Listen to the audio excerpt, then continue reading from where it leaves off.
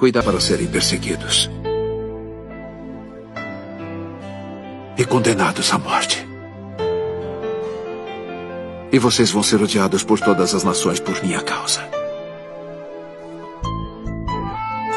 E então muitos vão cair e trair uns aos outros, e vão se odiar. E muitos falsos profetas surgirão e vão enganar a muitos. E então, porque a morte vai aumentar, o amor de muitos vai esfriar.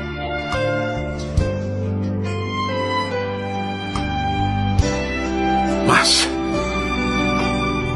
aquele que perseverar até ao fim, este será salvo. Então este evangelho do reino vai ser pregado em todo o mundo, como testemunho a todas as nações.